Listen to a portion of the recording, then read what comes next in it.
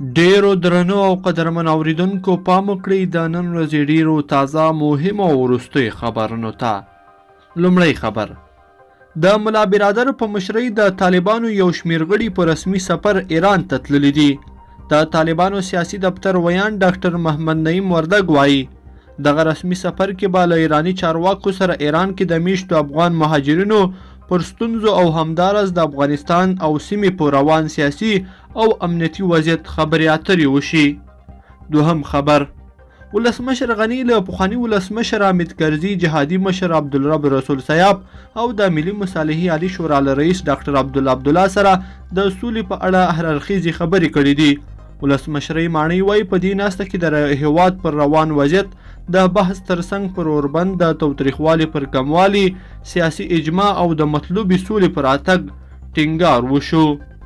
دریم خبر: شهیدا محمد ابدالي په جاپان او طاهر قادري په پولینډ کې د افغانستان نوي سفیران ټاکل شوي دي. بهرنیو چارو وزارت دا خبر تایید کړی دی. دا په داسې حال کې ده چې فرید ماموندوزوی په هند کې د افغانستان د سفیر په توګه ټاکل شوی دی. څلورم خبر: د کندهار امني قومندان جنرال تادین خان د ارغنداب له خلکو غوښتي چې تر راتلونکو 48 ساعتونو له خپلو کورونو راونه وځي. د کندهار د امني قومندان پر فیسبوک پاڼه په یو خپره شوې خبرتیا کې راغلي افغان ځواکونو نن د ځانګړو عملیاتو په لړ کې په ارغنداب ولسوالۍ کې وسلوال مخالفین کلابند کړي دي او د وتلو لارې پرې بندې شوي دي. پنځم خبر: د افغان دولت مذاکراتي ټیم وایي 9 ورځې کېږي مقابل لوري د جنگ ختمېدو لپاره رسمي مجلس او بحث ته نه دی اماده شوی.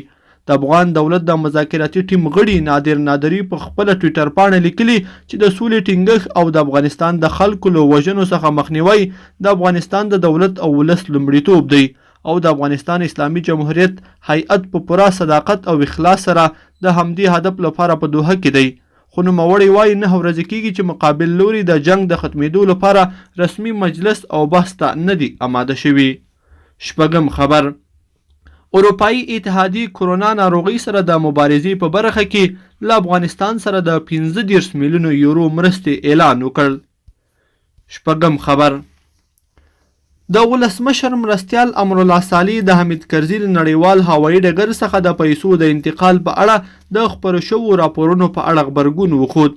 امرالله صالح ویلي د حامد کرزي په نړیوال هوایي ډګر کې د مالي فساد موضوع څېړي خو په وینا یې په ډاډ سره ویلی شي چې د یاد هوایي ډګر څخه د پیسو د قاچاق خبرونه ناسم دي.